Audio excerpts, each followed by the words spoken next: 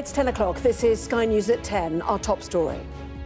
The draft resolution has been adopted as Resolution 2728. Israel cancels a visit to the White House after the US chooses not to veto a UN vote on a ceasefire in Gaza. Also tonight, families of victims of the Nottingham attack call for a change in the law after a review finds prosecutors were right to accept a manslaughter plea. The diminished responsibility charge and plea means that murderers can get away with murder. Cyber attacks on Westminster. The UK government accuses China of hostile intent and reveals details of a cyber campaign against MPs. Inside one of the world's most violent cities, where people have been replaced by burnt-out cars and abandoned buildings as people flee the violence in Haiti's capital. Many of these families have moved multiple times. They were in refugee centres, the gangs came and moved them on multiple times. And they're all here because of the gang violence.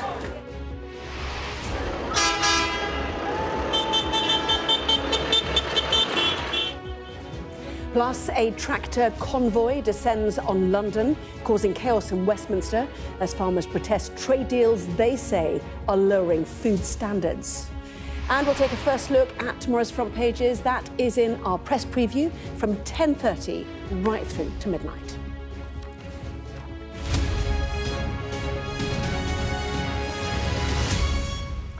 Hello there, good evening. The United Nations has tonight voted for an immediate ceasefire in Gaza. The moment came in New York earlier as the United States changed its position and refrained from blocking the measure, opting to abstain from the vote, with 14 other council members, including the UK, voting in favour. Well, the resolution also demanded the unconditional release of hostages. But Israel called the abstention by the US a clear threat and pulled a planned delegation which was due to visit Washington this week to discuss the military campaign. From Jerusalem, Sky's Middle East correspondent Alex Rossi reports. The result of the voting is as follows: 14 votes in favour, 0 vote against, 1 abstention. After months of wrangling and failed resolutions, the chamber erupted in applause. 2728, 2024. The difference this time, Israel's staunchest ally didn't use its veto, instead abstaining from the vote. We did not agree with everything in the resolution. For that reason, we were unfortunately not able to vote yes. However, as I've said before, we fully support some of the critical objectives in this non-binding resolution. The Biden administration's changing stance on Israel's actions in Gaza is hugely significant and represents a growing global consensus that the war must stop. The move has angered Israel. Prime Minister Benjamin Netanyahu accusing America of abandoning its policy of linking a call for a ceasefire to the release of hostages. His office has cancelled its delegation to Washington. Your demand for a ceasefire, without conditioning it on the release of the hostages, not only is not helpful, but it undermines the efforts to secure their release. All members of the Council, all members, should have voted against this shameful resolution. The immediate ceasefire resolution for Ramadan is difficult to enforce legally, but the humanitarian situation in Gaza is becoming more catastrophic by the minute. In the enclave, the death and destruction is relentless. As they weep over their dead, they've been waiting for the moment when the world would intervene. We want a ceasefire that allows us to return to our homes. We have become sick. We want safety. Unless it's complete, constant and permanent, anything less than that is not necessary. Today the war will stop and tomorrow we'll return to missiles, destruction and killing. This talk is of no use. Make no mistake, this is a major diplomatic moment. One Hamas has welcomed. The White House, though, was keen to temper expectations. While the hostages and Hamas remain, the Israelis say they have no moral choice but to continue their campaign, even if it means going it alone. Alex Rossi, Sky News.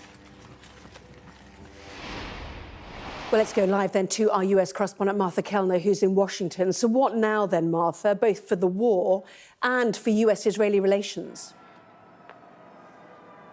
Yeah, there's definitely a souring of relations, Anna, between Israel and its most powerful ally. As Alex was alluding to in his report there, this is the first time the United Nations Security Council has been able to pass a resolution on a ceasefire, and that is due to this change in position from the US. They've previously vetoed any resolution. Today they abstained from that vote, which in effect allowed it to pass. And you can imagine how well or not, as the case is, that went down in the office of Prime Minister Benjamin Netanyahu. He called the US's decision a retreat in position. He said it gives Hamas hope that international pressure will allow for a ceasefire without the release of Israeli hostages. And this comes just a couple of weeks after, I'm sure people will remember, the Senate Majority Leader Chuck Schumer, the most senior Jewish official in the US. He called for the ousting of Benjamin Netanyahu, who he called an obstacle to peace.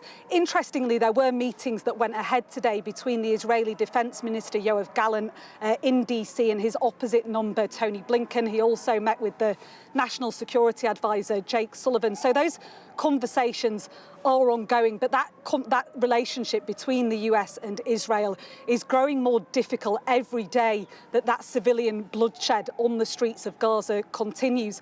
The question is, what does this UN Security Council resolution even mean? Because it is not legally binding. So I think the proof will be in the pudding, as it were, but I think the writing's on the wall for the relationship between the US and Israel, and certainly the pressure on Israel to modify their force in Gaza is growing by the day.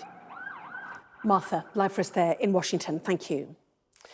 The families of the Nottingham attack victims has called for an overhaul of the UK's murder laws after a watchdog found that prosecutors were right to accept the manslaughter plea of their loved one's killer. Valdo Kellocane, who'd been diagnosed with paranoid schizophrenia, admitted killing students Barnaby Webber and Grace O'Malley Kumar and school caretaker Ian Coates last June. Barnaby's mother, Emma, said today that until the law changes, murderers can get away with murder. Sky's crime correspondent Martin Brunt reports. They arrived still believing the killer should have been charged with murder, but not really expecting the review to agree with them, and it didn't. When Valdo Kellocane went on his violent rampage, he had a severe mental illness, said the CPS chief inspector. So prosecutors were right to accept his reduced plea of manslaughter with diminished responsibility. We're disappointed, but not entirely surprised. Until the law changes in this country, the diminished responsibility charge and plea means that murderers can get away with murder. In Nottingham, Kellocane stabbed 3 victims. He was sent to a secure hospital for treatment indefinitely. If he'd been charged with murder and convicted, it would have meant life in prison, a proper punishment in the family's eyes. In a hijacked van, he tried to run down 3 more people.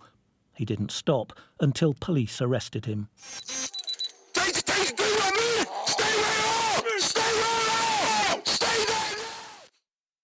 Finally, it was over.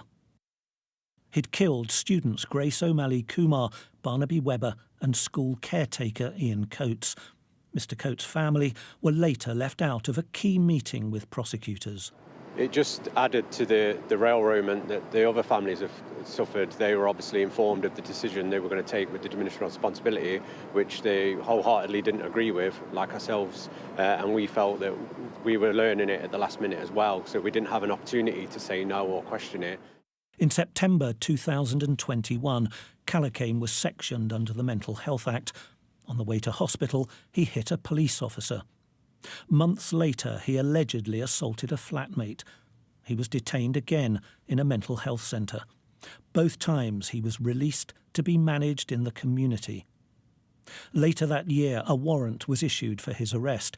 He was still wanted for attacking the police officer. He was never arrested and was still a wanted man in June last year when he carried out the Nottingham attacks. The CPS Chief Inspector urged the government to reconsider an old idea, categorising murder charges. Currently, there is murder, which obviously is what this individual did, and manslaughter. That actually is very difficult to understand, and therefore the government need to think whether we should be moving into, as the Law Commission said, first-degree murder, second-degree murder, manslaughter.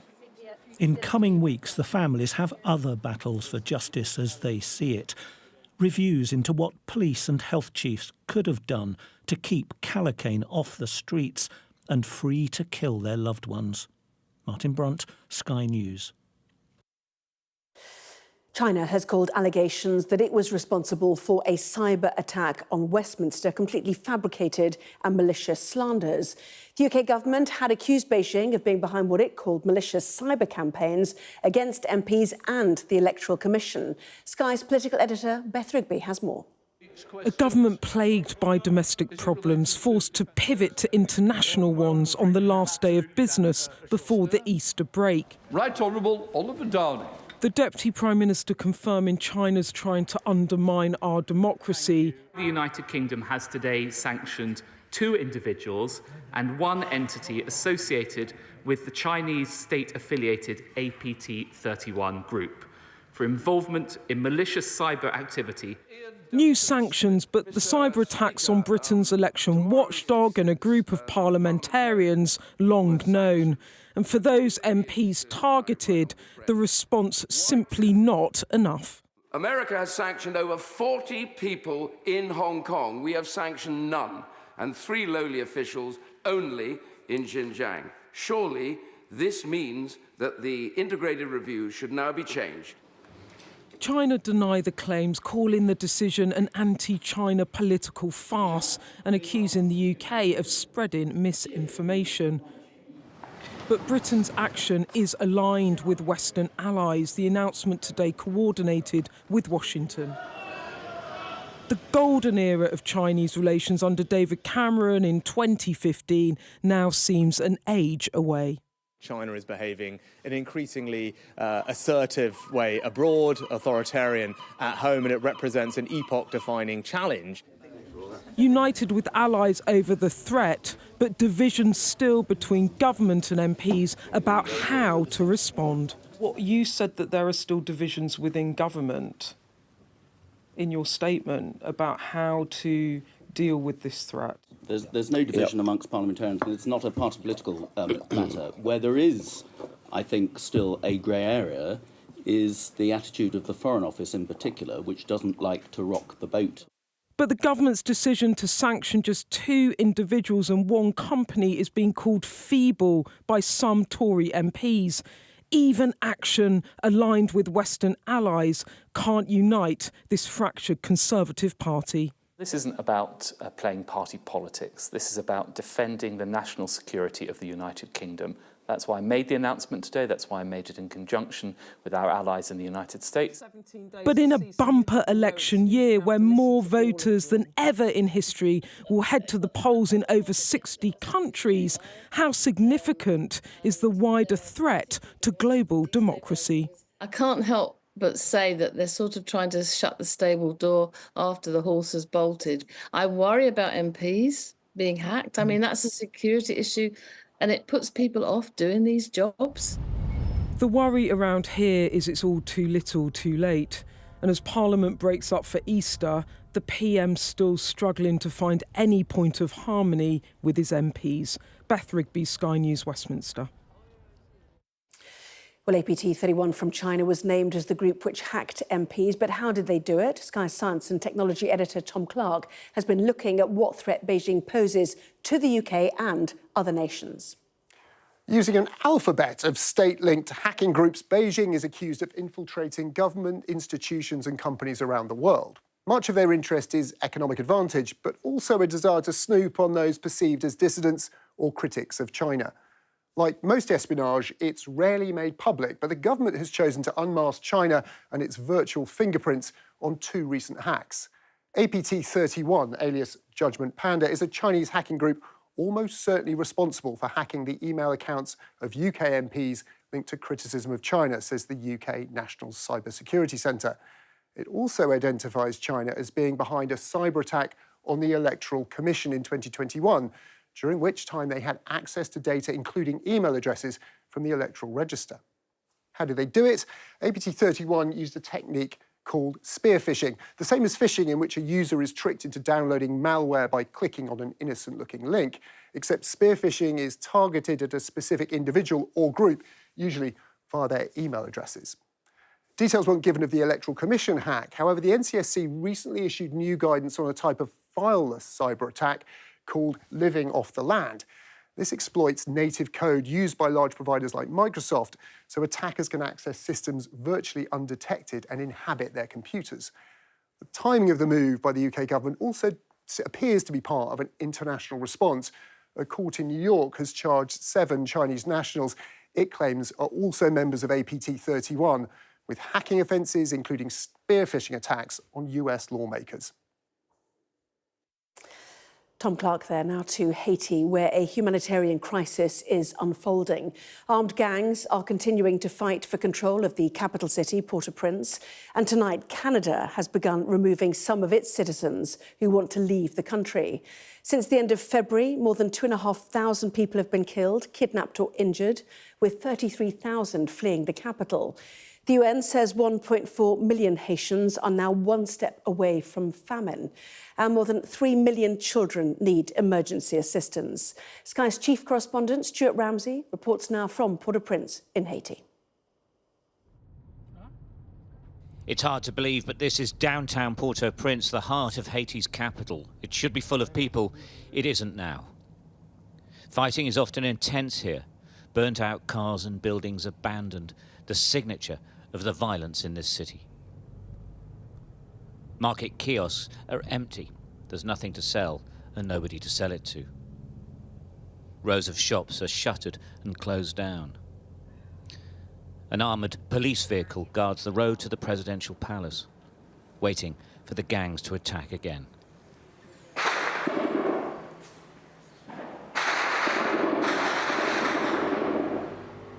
Just a few days ago, we couldn't even drive here.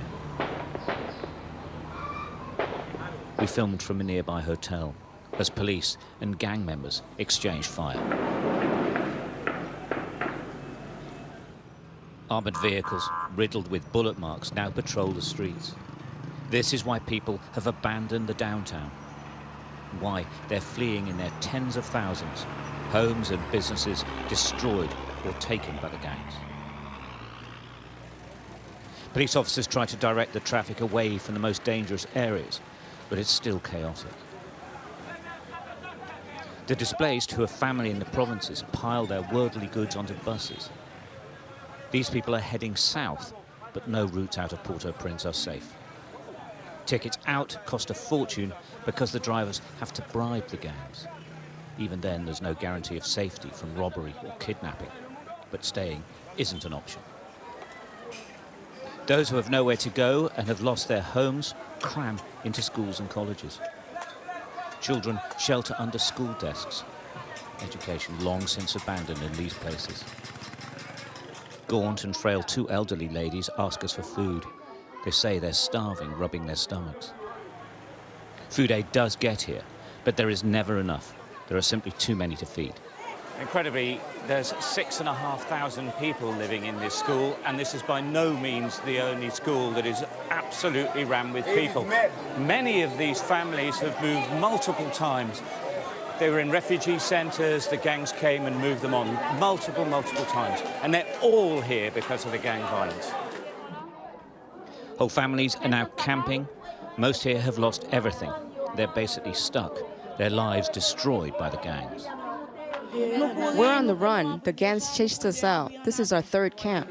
It's the third time you've had to move. Why did the gangs push you out of your home?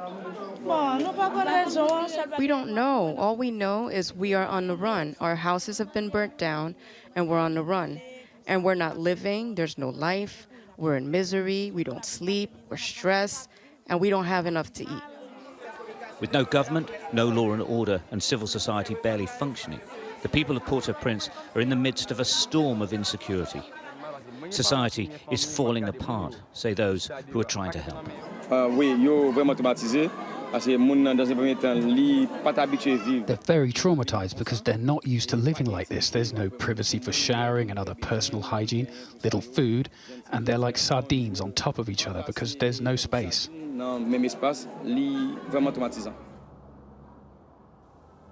What should be a beautiful Caribbean country with a vibrant capital is stuck in a vortex of violence, poverty, lawlessness, and a leadership void. They're praying things get better, but many here fear it could actually get worse. Stuart Ramsey, Sky News, Port-au-Prince.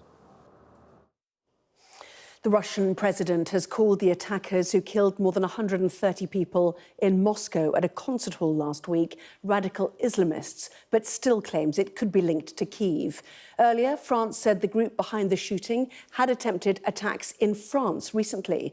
The suspects have been seen in court with cuts and bruises, sparking allegations of torture as Russia mourned the dead. Sky's Moscow correspondent Diana Magnay reports. There is so much pain, so much grief here outside the Crocus City Hall, a place where people should be coming for fun, for the simple pleasure of live music. Now just the muted tones of Orthodox prayer for a country shocked and in mourning. You cannot put it into words. It's horrible. It's a nightmare, especially the children, the people. Where were our authorities? Where were the guards that walked the streets? We didn't see it here. Around the back of the building, people who'd fled as the attack unfolded came to collect their things. People were all rushing about. I tried to shout, not to go into the toilets. Don't get into the elevator because, well, these are death chambers.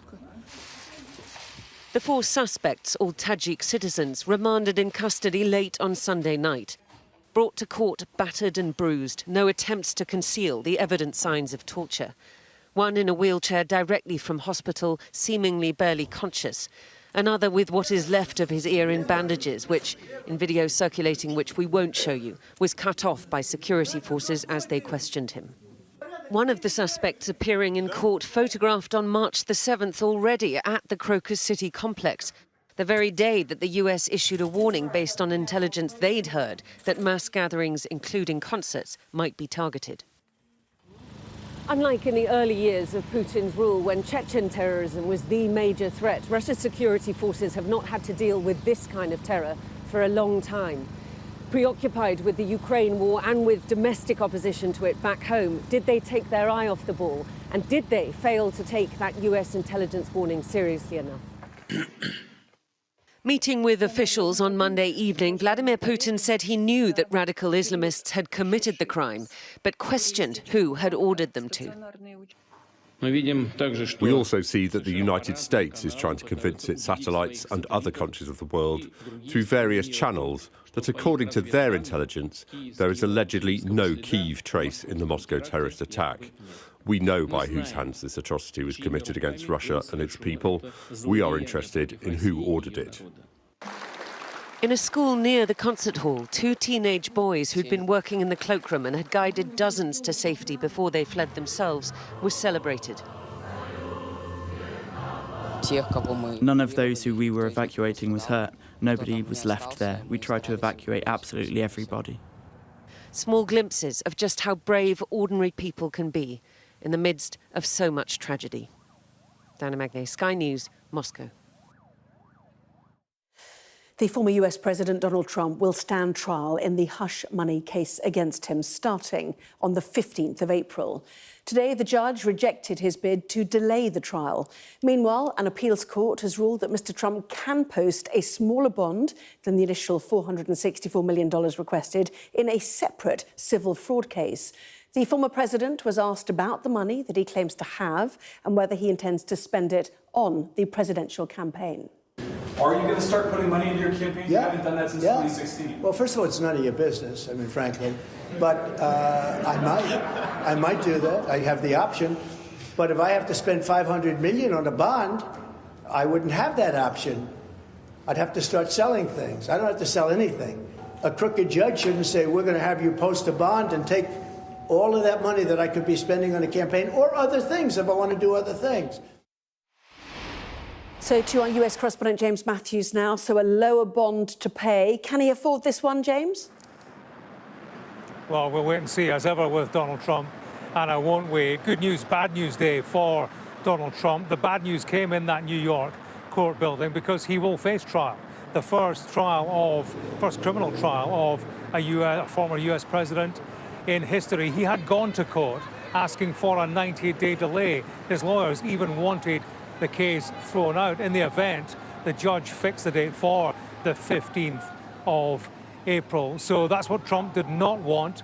Better news for him came in terms of that bond money, that $500 million that he has to lodge with a court while he appeals against business fraud. He was found guilty of that in a civil court case. Now, his lawyers had said he doesn't have that cash and we cannot find anybody who will stump up a bond. That could have been very serious for Donald Trump because today was the day that the Attorney General could have begun seizing his assets, money, bank accounts, buildings, Trump Tower perhaps, in the event the appeal court reduced the bond to $175 million and paused the process and judgment for 10 days. So some breathing space for Trump now, but all eyes, of course, on April the 15th, the hush money election interference trial. That's where he is accused of paying a former porn star hush money to keep quiet about an affair they had and then putting that payment through the books, the company books, as something else. Yes, plenty more to come on this. James, thank you. 2 men have been found guilty of murdering the footballer Cody Fisher in a Birmingham nightclub on Boxing Day in 2022. The court heard that 23-year-old Remy Gordon and 22-year-old Kemi Carpenter killed Cody in retribution for a minor incident in another nightclub 2 days before. 2 properties in Los Angeles and Miami belonging to the rapper P. Diddy, whose real name is Sean Combs, are being searched by law enforcement agencies tonight. The raids are part of an investigation into alleged sex trafficking. Back here, the Conservatives are facing another by-election after MP Scott Benton resigned. He has been sitting as an independent after being found to have broken rules on lobbying.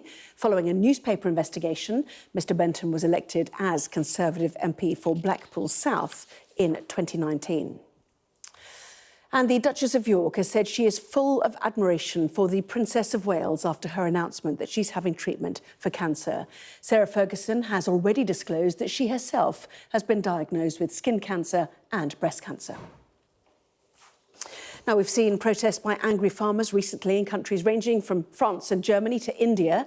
Tonight, though, there have also been tractors on the streets of Westminster as British farmers demonstrated about trade deals that they say have brought cheap imports and inferior quality standards. Sky's Amelia Harper has more. They brought over 100 tractors to central London.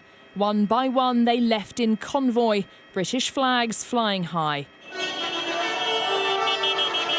Farmers turned out in their numbers, but united behind one message. No farmers, no food, no future. The biggest problem that we face on the farm at the moment is there's no need for our pork because we're bringing it in from other countries, and because we're processing it in UK, when it comes to supermarkets, putting it down as British product and the Union Jack flag. So the consumers who don't know any different think it's made in Britain, and it's not. As more farmers descend on Westminster, the scale of discontent is clear, a warning of increasing food insecurity. British farming is important for the whole world. It supplies you food. You need them 3 times a day for your lunch, your dinner and your breakfast, basically. All your drink, all your vegetables, everything you get comes from farming. Lining Whitehall, these farmers are shining a glaring light on their livelihood. This is unprecedented to see this in the middle of London. Farmers are here targeting Westminster because they want the government to listen. It might be a slow convoy, but they want change and fast. Responding, Farming Minister Mark Spencer says we firmly back our farmers. British farming is at the heart of British trade, and we put agriculture at the forefront of any deals we negotiate. But for farmers, this isn't the end. Organiser Liz Bates says there's more to come. Yes, we will be doing more protests or demos, rallies here in Westminster and locally in other towns and cities across the country, because we're determined to put pressure on the MPs. This protest has brought the countryside to London. It might have been a slow convoy, but farmers want change and fast. Amelia Harper, Sky News, Westminster. Well, that was Sky News at 10. Coming up, we'll take a first look at tomorrow's newspapers in the press preview tonight, joined by the political editors of The Sun and The Guardian, Harry Cole and Pippa Crerar. Welcome to both of you. And certainly among the stories we will be discussing this on the front of The Guardian. Its headline, Israel is isolated after the UN Security Council demands a ceasefire in Gaza. Back with that and the rest of the stories, of course, in just a moment.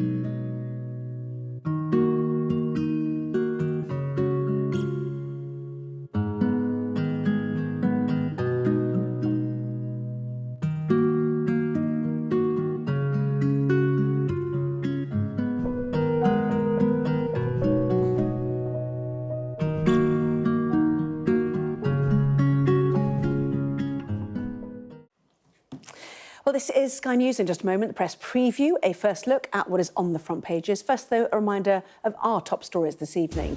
The United Nations has voted for an immediate ceasefire in Gaza. The US abstained, and Israel has cancelled a planned visit to Washington. Families of the victims of the Nottingham attack have called for the law to be changed after a review found prosecutors were right to accept a manslaughter plea. And China has said that allegations it was responsible for a cyber attack on Westminster are completely fabricated and malicious slanders.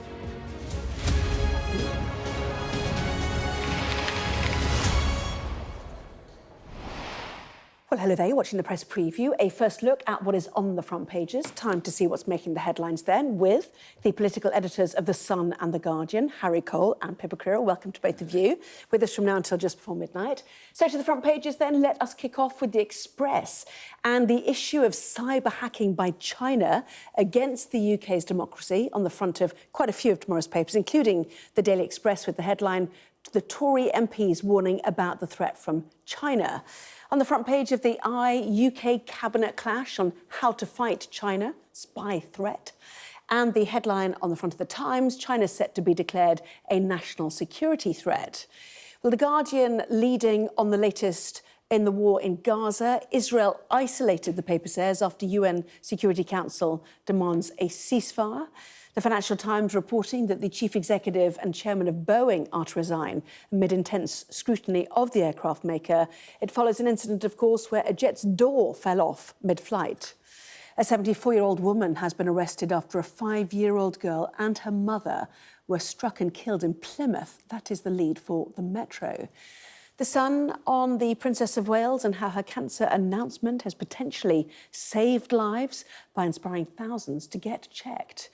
And what they're calling slightly disturbing news from the Star. Don't panic, but vampires and zombies do walk among us. What is that picture of? Is that a bat? I'm not entirely sure. Not quite sure. We will analyse. Come back to you. Don't forget, scan the QR code that you'll see on screen during the programme. Check out the front pages for yourself. Listen to our guests. So let's go to them. Harry Cole and Pippa Crerar, welcome to both of you. So China, spy threat, it's all over the papers, isn't it? Including in the Eye, Harry, which talks about a UK cabinet clash on how to deal with this. Yeah, I can't say the government are entirely united on this one. The incident that happened actually happened a couple of years ago. So the obvious question is, why has it taken this long for the blame to be apportioned to China? Yes, obviously the Treasury and the Foreign Office have a long record of not wanting to upset the Chinese government. This has been done, like so many things we do now, sort of almost in lockstep in conjunction with the United States. And it almost feels like, actually, I think it's less of a cabinet row and actually more we were sort of waiting for permission from Biden to reveal what has happened in our own country, which doesn't sit quite right with me. Yes, there are different agreements around the cabinet table about how far to go, but I think that might necessarily be more institutions than personalities. The Treasury obviously pushing for a much softer line on China. Don't upset the investment, don't upset the people that own vast amounts of our infrastructure, and rely on for money, whereas actually the Home Office and security services are obviously much hotter on the threat, and they're the ones dealing with the brunt of it. Yes, there was certainly a sense that we are in lockstep with our allies in terms of the timing on this one, isn't there? But the Daily Mail picking up on this fury at feeble rebuke to China. Certainly this is being driven by a few MPs, and it was against some MPs and indeed the Electoral Commission that this cyber attack was supposed to have taken place. Yeah, the Mail, along with some of the other papers, is going with the response from the so-called China hawks on the Conservative backbenchers. Most notable amongst those, of course, is the former Tory leader Ian Duncan-Smith, who's a long-standing critic of Beijing. He was one of the 4 politicians who were targeted by a spear phishing attack, which we're told was not successful. It was blocked by Parliament's security system. But there was a press conference earlier today in which Ian Duncan-Smith, Stuart MacDonald, the SNP MP, and Tim Loughton, a former Tory minister, who are all members of an international parliamentary group, which is trying to hold China to account, suggested they basically called on the government to take a tougher approach. They don't think that it's A, been tough enough, and B, quick enough. I mean, as Harry says, the Electoral Commission attack was 21, 22. and the spearfishing attempt on the MPs was in 1922, a very long time ago, in 2022. Yeah. So it's a couple of years, and this actually came up in the Commons later with these MPs and others suggesting that they should have got a move on. I was very struck by some of the language that Ian Duncan-Smith used, likening the UK's response to an elephant giving birth to a mouse, while MacDonald accused ministers of turning up at a gunfight with a wooden spoon. But should we be surprised about any of this, or indeed from Russia, which has long been the suspicion? Is this the new form of spying? What is the intention of these nations? Do we name them as bad actors? Do we name them as threats, which is what some of the papers are saying? So when the Electoral Commission, when they finally coughed to the Electoral Commission thing initially saying that it had been attacked, it was by a hostile actor, and it was, it was only really sort of 3 or 4 people, 3 or 4 countries spring to mind when they go that far to say, is it Iran, is it North Korea, is it China, or is it Russia?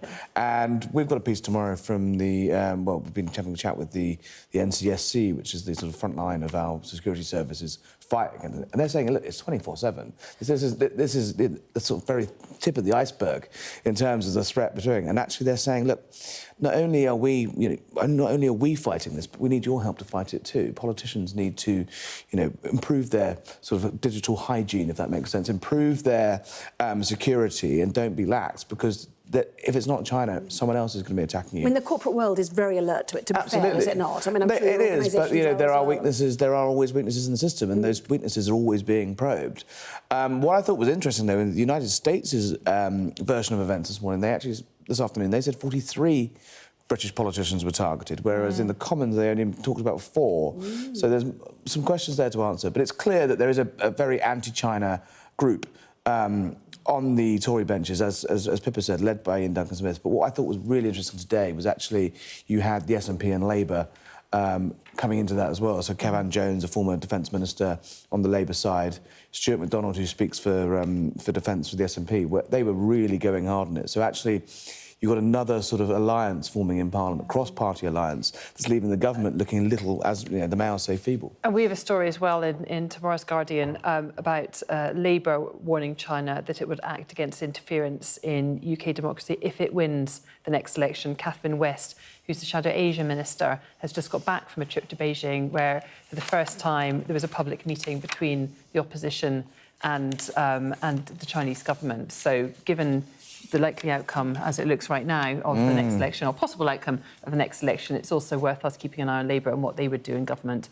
when faced with a similar threat. Yeah, that's interesting, isn't it? Daily Express talks about we must now label China a threat to Britain. The problem is, and it's a case in point with Russia too, an over-reliance on the goods that they provide for us. In the case of Russia, obviously, energy. In the case of China, we've effectively got rid of our manufacturing sector to the point where we import so much stuff from China. So what do we do about those goods and services and energy infrastructure we bring in from these nations? That's why they're sort of almost dancing on a head of a pin about this, because Rishi Sunak has got this turn of phrase which is epoch-defining, what was it, defining threat, or the biggest threat to our economy. They won't just say China is a threat. And if you think what epoch-defining challenge. That was an epoch-defining challenge. That was it. That's why you want to get this is a country that's absolutely messing with Hong Kong. Still hasn't given an honest answer and justification or explanation for how they managed to kill millions of people around the world with COVID. What really went on in the early days of that? They are locking up their people, by the tens of thousands, and are there human rights abuses? We could sit here all day and name them. What does it actually take before actually the British government will actually wake up to that fact? And it feels to me like they're just, the pressure is growing. Or consumers, or us. Yeah, no, totally. You look at everything you purchase and... I totally agree. Interesting. To move on to another, geopolitical global issue, which is leading your paper, The Guardian. It's the Israel-Hamas war. And, the seismic events at the UN Security Council finally...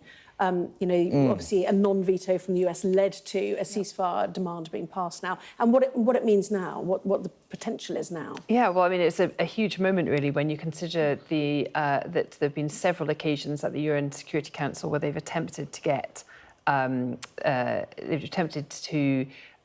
for a ceasefire. Yes, and it's been blocked. And then at the end of last week, Russia and China blocked a US attempt another attempt to have a call for a ceasefire because it explicitly linked that with the release of the remaining hostages, Israeli hostages that are being held by Hamas in Gaza. There was a feeling amongst not just the other UN Security Council members, but also the 10 non-permanent members of the Security Council, that by linking the two so closely, you basically were, when we were at a crisis point in Gaza, both in the north with famine and in the south with a possible attack on Rafah, which obviously the US opposes as well, that you were giving Israel an opportunity to continue the fighting. There's no sort of opportunity to sort of call for an end to it. And then over the weekend, those 10 members drew up their own form of words, which the US decided that it wouldn't veto, it wouldn't block, meaning that because they abstained, and of course Britain supported it as well, it means that they've now finally come up with a UN resolution which makes Israel, I think, look increasingly isolated, not in its response to the initial attack, but in its handling of the war subsequently. And I think that's the important distinction here as far as the United Nations is concerned. The fear that Israel always had was at the end of the day, that's why they're so hardline on these things, because they know at the end of the day, they are alone. Even when the going gets tough and the President of the US has a re-election this year, they abandon their so-called allies. And that's what's happened today. You've got Biden being pulled to the left by his party, who he's very concerned are going to come for him at the DNC convention and try and replace him. So he's putting domestic politics for himself before the international order, and that's basically what's happened. Well, actually, Donald Trump did an interview today as well, in which he called out, and he's an ally of Netanyahu, the Israeli president, Israeli prime minister, and he made it clear that he felt that it was time for Israel to bring an end to the fighting in Gaza as well. So it's not just about the Democrats doing that. The problem is, though, is unless there is a direct link between the hostages, all of the hostages, not the 40 hostages that are currently being on the table in some sort of smoke-filled room behind the scenes, unless all of the hostages, and Hamas have been actually unable to say how many are even still alive, unless they are all being taken into consideration, it does feel to me like they're being left high and dry here. Because what incentive does there possibly for Hamas to come to the table to actually respect any ceasefire if they're not able, if they think they can get away with this? And that was certainly Israel's line. Yeah, totally. Watching Netanyahu is fascinating. He's obviously pulled this delegation, which was going to Washington, partly to talk about Rafah. The US is putting pressure, obviously, on Israel not to go into Rafah, where it's thought, so many people have moved, more than 1 million people, and presumably the hostages are there as well, are they not? I mean, you would presume they might be. Lord Cameron put out this sort of incredibly wishy-washy statement earlier tonight about how, all of these wonderful requests, that what this great UN resolution means, that Hamas must no longer be in control of Gaza. All the hostages must be released, and it's just pie in the sky. If that was ever going to happen, that would have happened already. I think the point is, though, that it reached the stage that so many people had died. The situation on the ground in Gaza is so extreme, and despite the fact that, of course, those original attacks were horrific, it's reached the point that people feel that this response is now disproportionate, regardless of understanding and having sympathy with Israel and its need to protect itself. And that's why pretty much the entire global community at the UN, with the sort of tacit, I suppose, support of the US, though they do say that their position hasn't shifted, has resulted in this resolution. Now, the key thing now, I think, is going to be to see whether actually that has any impact on the ground. OK, we will certainly see, and certainly Israel will not agree with that global assessment, or many in Israel. So lots more still to come, including farmers bring their protests over cheap food imports to Westminster. That and more after the break.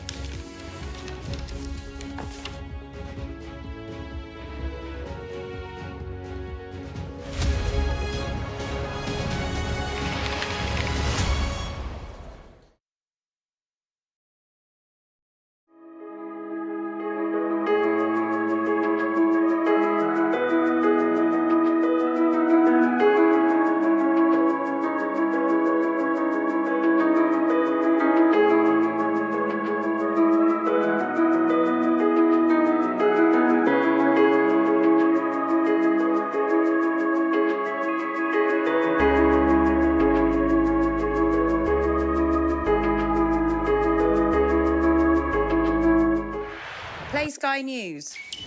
From the Sky News Centre at 7. Now that you're up to date, we can go into a bit more detail. Things can change incredibly quickly. Taken by surprise. Have you ever known a moment like this in British politics before? Yes.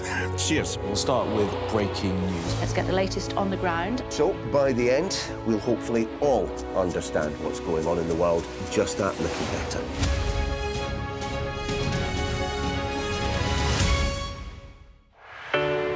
Big stories don't always come from big cities.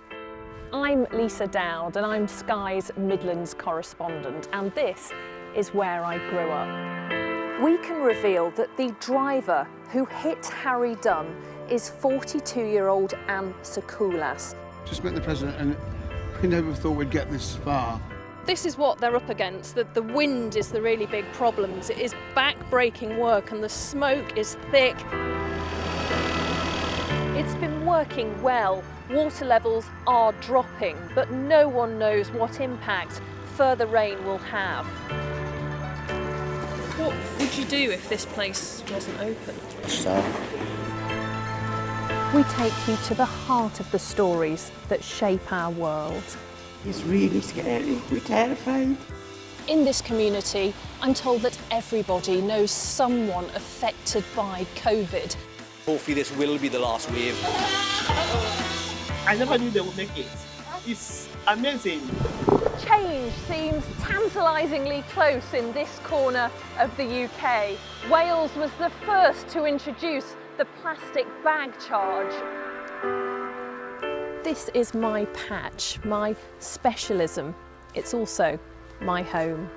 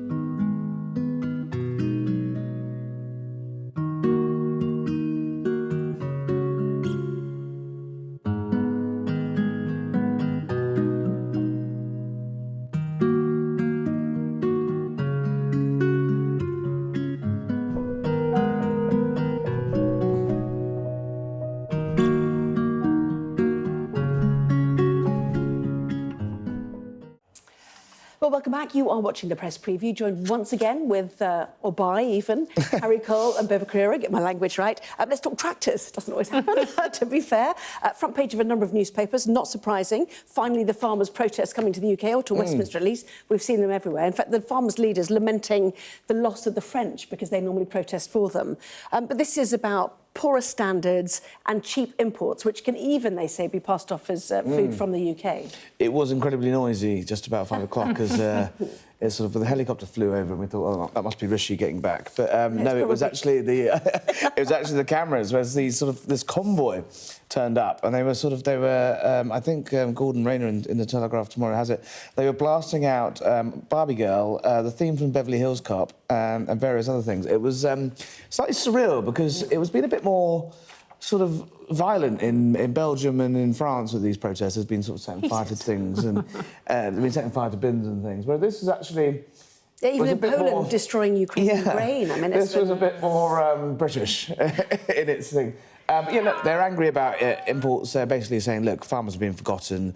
Yeah. There's no food plan. There's no food plan. Food security, exactly. And actually, you know, if you take away the bread basket of Britain, then, you know, you will be entirely relying on imports. They're upset that, you know, free trade, tariff-free deals with the EU, with places like New Zealand on things like lamb, have upset people. But also, I think there's just it's just a bit of a howl of frustration.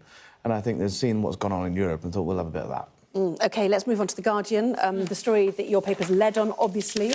The latest on the Garrick Club, which is the men's-only club, obviously. Yes, and after a series of high-profile individuals in public life who were revealed to be members deciding that, in fact, that probably wasn't the best of ideas, including Simon Case, the Cabinet Secretary, and the chief of MI6, the latest development is that 4 senior judges have quit the men-only Garrick. The Judicial Office has announced this, and this is obviously against the backdrop of men in the legal profession coming under quite a lot of pressure from some of their female peers for their close association with an organisation which has repeatedly blocked attempts by women to join.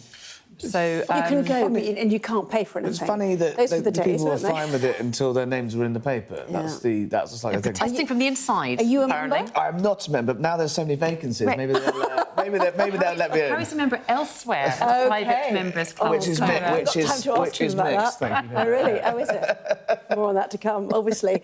Harry Cole-Piper, for now, thank you very much indeed. See you for the 11. Here's the weather. Warm memories wherever you go. The weather, sponsored by Qatar Airways. So the next few days will be unsettled with temperatures around the seasonal average, but it is looking milder for Easter. There'll be a cold start in the north tomorrow with snow over northeastern Scottish hills, but the rest of the UK will be milder and mainly dry. Much of Ireland looks wet. While most of England will stay dry with sunny spells tomorrow morning, but central, southern England and Wales will see cloud and rain spreading from the south. Southwest can expect a few showers. Elsewhere, Scotland will see rain, hill snow in the north, turning showery. The weather, sponsored by Qatar Airways.